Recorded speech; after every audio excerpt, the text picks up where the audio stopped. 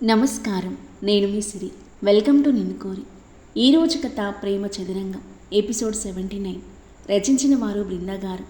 ఇక కథలోకి వెళ్తే, అత్తయ్య నాతో ఏం మాట్లాడాలి అనుకున్నారు? ఆ వివేక్ గాడి గురించి చెప్పడానికి కాల్ చేశారా? లేదా వాడు అత్తయ్యని టార్చర్ చేస్తున్నాడా? ఆ అనుమానం రావడంతో అదవ్ గుండెల్లో ఆందోళన మొదలైంది. డాక్యుమెంట్ సైన్ చేయడం అయిపోవడంతో ఇద్దరికీ మాయ చెప్పి వెళ్ళిపోయాడు మూర్తి.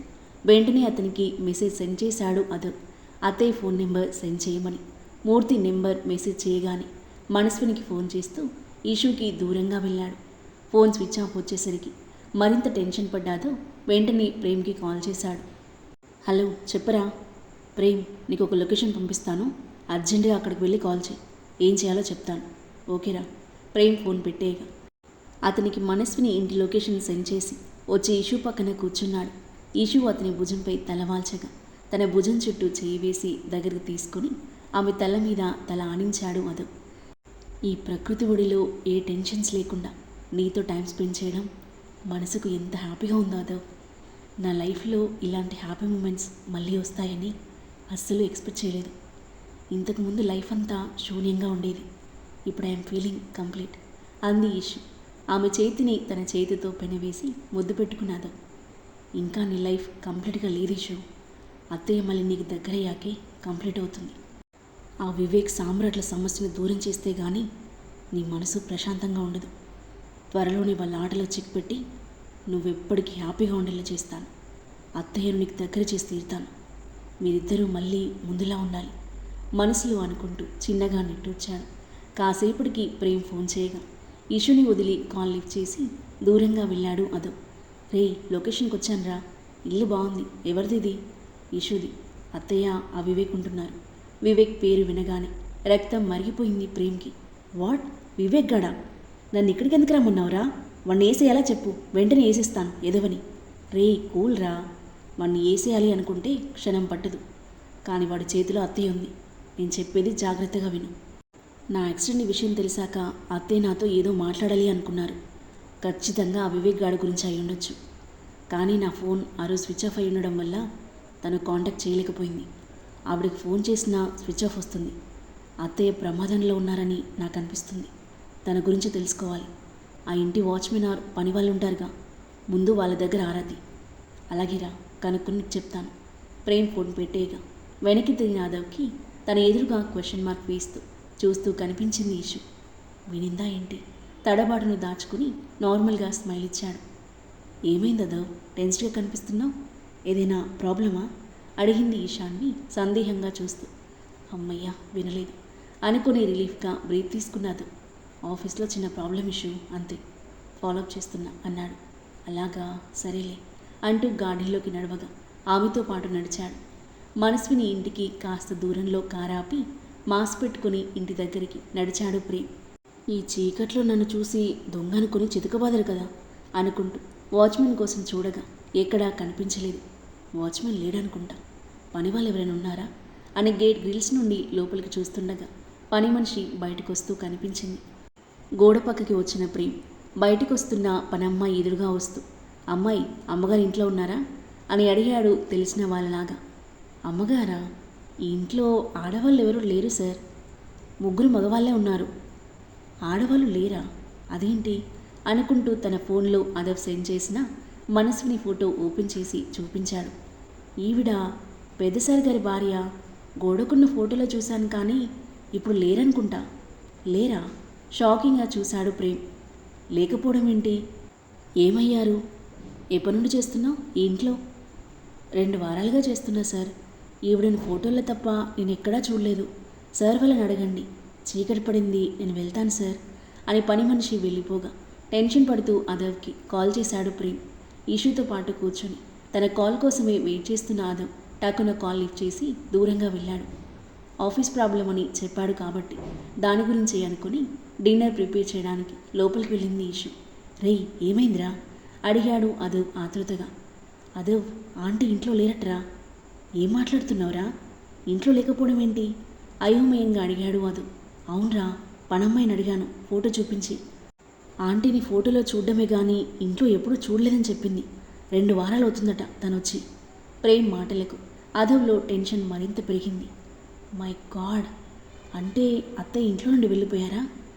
లేదా వివేక్ అత్తయ్యని హౌస్ అరెస్ట్ చేశారా? ఎలా తెలుసుకోవడం? అదవ్ ఆలోచిస్తూ ఉంటే పోలీసులకు కంప్లైంట్ చేస్తే అన్నాడు ప్రేమ్. అత్తయ్య ఇంట్లో ఉన్నారో లేదో తెలియకుండా కంప్లైంట్ చేయలేం. ముందు తాను ఇంట్లో ఉందో లేదో తెలుసుకోవాలి. కానీ ఎలా అని ఆలోచిస్తున్న అదవ్ మైండ్లో కిరణ్ స్ట్రైక్ అయ్యాడు. రేయ్, లైన్లో ఉండరా అంటూ వెంటనే కిరణ్కి కాల్ చేశాడు అదవ్. టీవీ చూస్తున్న కిరణ్ అదవ్ నెంబర్ చూసి నవ్వుతూ లిఫ్ట్ చేశాడు. Hello Aadhav, how are you? Fine uncle, మీరు బాగున్నారా? సూపర్, ఏంటి విశేషాలు? చాలా జరిగాయి అంకుల్, మీరు హెల్ప్ చేయాలి. చెప్పదవ్, ఏ హెల్ప్ అయినా చేసేస్తాను. అత్తయ్య వాళ్ళ ఇంటికి వెళ్ళాలి. అత్తయ్య ప్రాబ్లంలో ఉంది అంకుల్. వివేక్ తనని హౌస్ అరెస్ట్ చేశాడో లేదా తన ఇల్లు వదిలిపెట్టి వెళ్ళిందో తెలుసుకోవాలి. అలాగే అదవ్, వెంటనే వెళ్తాను అని కిరణ్ ఫోన్ పెట్టేగా ప్రేమ్ని ఇంటికి వెళ్ళమని చెప్పి కిరణ్ కాల్ కోసం టెన్షన్తో ఈగర్గా ఎదురు చూస్తూ అటూ ఇటూ తిరుగుతూ ఉన్నాడు అదవ్. వంట పూర్తయ్యాక ఫ్రెష్ అప్ అయ్యి బయటకు వచ్చింది ఈశాన్వి. అదవ్, డిన్నర్ చేద్దాంరా అంది దగ్గరకొస్తూ. నువ్వు ప్రిపేర్ చేశావా? రెస్టారెంట్కి వెళ్ళి చేసేవాళ్ళం కదా ఇషు అన్నాడు ఆమెతో పాటు లోపలికి నడుస్తూ. రోజు రెస్టారెంట్ ఫుడ్ తింటే హెల్త్ పాడవుతుంది మిస్టర్ హస్బెండ్ గారు. అదవ్ చిన్నగా నవ్వి హ్యాండ్ వాష్ చేసుకోవడానికి వెళ్తుంటే అతని చేయి పట్టుకుని ఆపింది ఇషు. ఈ రోజుకి నా చెయ్యి అప్పుగా ఇస్తాను, మళ్ళీ ఎప్పుడైనా తీర్చేదు గాని ముద్దుగా నవ్వుతూ తన కొట్టిన డైలాగ్ తనకే కొడుతుంటే అదవ్ పెదవులపై అందమైన చిరునవ్వు చేరింది. నవ్వుతూ కూర్చోగా అతని దగ్గరగా కూర్చొని ఇషు ప్రేమగా తినిపిస్తుంటే లోపల మనస్విని గురించి టెన్షన్గా ఉన్నా ఆ టెన్షన్ బయటికి కనిపించకుండా నార్మల్గా నవ్వుతూ తింటున్నాడు అదవ్. మనస్విని ఇంటికి చేరుకున్నాడు కిరణ్.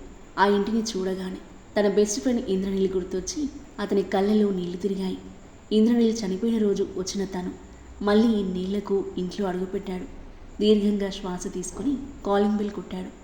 అప్పుడే డిన్నర్ ఫినిష్ చేసి హాల్లో కూర్చున్న వివేక్ కాలింగ్ బెల్ సౌండ్ విని డోర్ ఓపెన్ చేశాడు.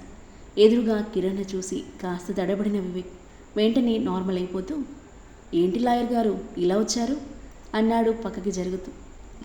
పనుండి ఇటువైపుగా వచ్చాను, మనస్విని చూసి వెళ్దామని వచ్చాను అని అన్నాడు కిరణ్ వివేక్ మొహం చూడకుండా పక్కకి చూస్తూ. అలాగా, ఇన్నాళ్ళ గుర్తొచ్చిందో తను. సరే కూర్చోండి, పిలుస్తాను అని సోఫా వైపు చూపించి లోపలికి వెళ్ళాడు వివేక్. చుట్టూ చూస్తూ సోఫాలో కూర్చున్నాడు కిరణ్. లాక్ ఓపెన్ చేసి గదిలోకి వెళ్ళిన వివేక్ బెడ్పై పడుకుని సీలింగ్ వైపు చూస్తున్న మనస్విని వైపు చూసి మను అని పిలిచాడు. ఉలిక్కిపడినట్లుగా అతని వైపు చూసింది. నేను చూడ్డానికి నీ మాజీ మొగుడు ఫ్రెండ్ లాయర్ కిరణ్ వచ్చాడు. ఇక్కడ జరుగుతుందేది వాడికి తెలియడానికి వీల్లేదు. చెప్పడానికి ప్రయత్నించావు, తెలుసుగా నేనెంత దుర్మార్గుణ్ణో. విచార వదనంతో నిర్లిప్తంగా చూస్తుంది మనస్విని. వాడి ముందు కూడా ఇలాగే ఉంటావా? ఆ మొహం చూడు ఎలా ఉందో అంటూ ఆమెను వాష్ బేసిన్ దగ్గరికి తీసుకెళ్ళి ఫేస్ వాష్ చేసి టవల్తో తుడుస్తుంటే జీవం లేని బొమ్మల నిలబడి ఉంది మనస్విని. నుదుట నా స్టిక్కర్ పెట్టి చిందర వందరగా ఉన్న జుట్టుని చీరని సెట్ చేసి, ఇప్పుడు ఓకే, కాస్త నవ్వు అన్నాడు ఆమె భుజాలు పట్టుకుని. మనస్విని అలాగే డల్గా చూస్తుంటే నవ్వమన్నానా అన్నాడు సీరియస్గా. బలవంతంగా పెదవులు విప్పార్చింది. గుడ్ అంటూ ఆమె భుజం చుట్టూ చేయి వేసి బయటికి తీసుకెళ్లాడు. మనస్విని చూడగానే కిరణ్ మనసు చివుక్కుమంది. ఒకప్పుడు నవ్వుతో కలకలలాడే ఆమె మోము ఇప్పుడు కల తప్పి పీకుపోయినట్లుగా ఉంది. బాగున్నావా అమ్మా? బాగున్నానన్నయ్య, మీరు బాగున్నారా? అమ్మా, ఏంటలా ఉన్నావు? ఒంట్లో బాగలేదా? ఏం మాట్లాడలేదు మనస్విని. తనకి ఫీవర్ వచ్చింది, అందుకే కాస్త నీరసంగా ఉంది. కూర్చోమను. తనని కూర్చోబెట్టి పక్కకి కూర్చున్నాడు వివేక్. వాళ్ళ మాటలు వినిపించి తమ గదుల్లో నుండి బయటకొచ్చి చూస్తున్నారు సామ్రాట్ విహాన్. ఇప్పుడు ఎలా ఉందమ్మా? హాస్పిటల్కి వెళ్ళావా? తీసుకెళ్ళాను. మీ చెల్లిని బంగారంలా చూసుకుంటాను నేను. తన గురించి మీరేం వరి అవ్వకండి అన్నాడు వివేక్. అతని వైపు సీరియస్గా ఒక లుక్ ఇచ్చిన కిరణ్, నీ భరతం పట్టడానికి వస్తున్నాడు నీ పాలిటి యముడు అని మనసులో అనుకుంటూ 3 గుంటెనక్కల్లా చుట్టూ ఉండేసరికి మనస్వినితో ఏం మాట్లాడే అవకాశం లేకపోయేసరికి చిన్నగా నెట్టొచ్చి, సరే అమ్మా, నేను వెళ్తాను, ఆరోగ్యం జాగ్రత్తగా చూసుకో అని సోఫాల నుండి లేచాడు కిరణ్. చిన్నగా తలాడిస్తూ లేచి నిల్చుంది మనస్విని. ముగ్గురి వైపు ఒకసారి సీరియస్గా చూసి బయటికి వెళ్ళిపోయాడు కిరణ్. ఇక పద లోపలికి. వివేక్ మనస్విని గదిలోకి తీసుకువెళ్ళగా తమ గదిలోకి వెళ్ళారు సామ్రాట్ విహాన్. తన రూమ్లోకి తీసుకొచ్చి భోజనం తీసుకొస్తాను అని వివేక్ లాక్ వేసి వెళ్ళగా దీనంగా బెడ్పై కూలబడింది మనస్విని. కార్ స్టార్ట్ చేసుకుని కాస్త దూరంలో కార్ ఆపి అదవ్కి కాల్ చేశాడు కిరణ్. ఇషుతో పాటు గాడిలో వాకింగ్ చేస్తున్న అదవ్ కాల్ లిఫ్ట్ చేసి పక్కకు వెళ్ళాడు. చెప్పండి అంకుల్, అత్తయ్య ఉన్నారా? ఉందదవ్ అనగానే రిలాక్సింగ్గా బ్రీత్ తీసుకున్నాడు అదవ్. కానీ చాలా డల్ అయిపోయింది, నీరసంగా ఉంది. ఫీవర్ వచ్చిందని వాడు చెప్తున్నాడు, కానీ వాడు పెట్టే టార్చర్కే అలా అయిపోయింది అనిపిస్తుంది. తనని అలా చూసి నాకే గుండె తరుక్కుపోయింది. ఇలా ఉండేది ఇలా అయిపోయింది. వాడి కథ ముగిసే సమయం ఆసన్నమైంది అంకుల్. అత్తయ్యకి ఆ పరిస్థితి తీసుకొచ్చిన వాడిని ఇక వదిలిపెట్టాను. ఇన్నాళ్ళు అత్తయ్య క్షేమంగా ఉంది కాబట్టి వాడి గొంతులో ప్రాణం ఉంది. ఇక నేను అస్సలు సహించను. నిజమేంటో తెలుసుకొని వాడి అంత చూస్తాను అన్నాడు అదవ్ ఆగ్రహంతో రగిలిపోతూ. ఓకే అదవ్, వాడిని అస్సలు వదలకు. లీగల్గా నీకు నా సపోర్ట్ ఉంటుంది. థ్యాంక్స్ అంకుల్, నేను మీకు మళ్ళీ కాల్ చేస్తాను అని ఫోన్ పెట్టేసి వెంటనే మరో కాల్ చేశాడు అదవ్. కాల్ మాట్లాడి పెట్టేసి లోపలికి వచ్చేసరికి తనకి ఎదురుగా వచ్చింది ఇషు. ప్రాబ్లం ఇంకా సాల్వ్ అవ్వలేదు అదవ్. లేదు ఇషు, క్రిటికల్ ప్రాబ్లం, నేను వెళ్ళాలి. అలాగా, త్వరగా వెళ్ళి సాల్వ్ చేయి. మరి అప్పటి నుండి వెళ్తే అయిపోయేది కదా. నా గురించి ఉన్నావా? గాడ్స్ ఉన్నారుగా, నో ప్రాబ్లం, వెళ్ళు అంది. అదవ్కి తనని వదిలి వెళ్ళాలని లేదు. అలా అని ఇప్పుడు వెంట తీసుకుని వెళ్ళలేడు. ఓయ్, ఏంటి అంతలా ఆలోచిస్తున్నావు? నువ్వు నా లైఫ్లోకి రాకముందు ఎన్నో రోజులున్నాను ఇక్కడ. ఫుల్ సెక్యూరిటీ ఉందిగా, టెన్షన్ లేకుండా వెళ్ళు అంది సన్నని నవ్వుతూ. ఆమె తల మీద చేయి వేసి, అలాగే, త్వరగా వచ్చేస్తాను, టేక్ కేర్. ఆమె నుదుటి నా ముద్దు పెట్టి బయటికి వెళ్ళి కార్ స్టార్ట్ చేసినాదు. Mister Vivek, your countdown start now అంటూ మెరుపు వేగంతో కారును రోడ్డుపైకి దూకించాడు.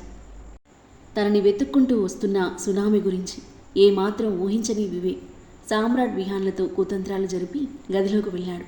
డోర్ లాక్ చేసి దీర్ఘ ఆలోచనల్లో ఉన్న మనస్విని చూసి చిన్నగా నిట్టూర్చి ఆమె పక్కన వాలిపోయాడు. పడుకోకుండా ఏం ఆలోచిస్తున్నావు మను?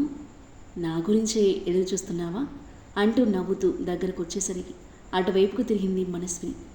నువ్వు దూరం పెడితే ఇంకా నాకు పిచ్చిలేసిందని తెలిసి కూడా ఎందుకు మను నన్ను ఇగ్నోర్ చేస్తావు అంటూ ఆమె పొట్ట చుట్టూ చేయి వేసి దగ్గరికి లాక్కున్న వివేక్ ఆమె వీపు మీద ముద్దులు పెడుతుంటే గట్టిగా కళ్ళు మూసుకున్న మనస్విని కళ్ళ వెంట కన్నీళ్లు చెంపలను చేరాయి.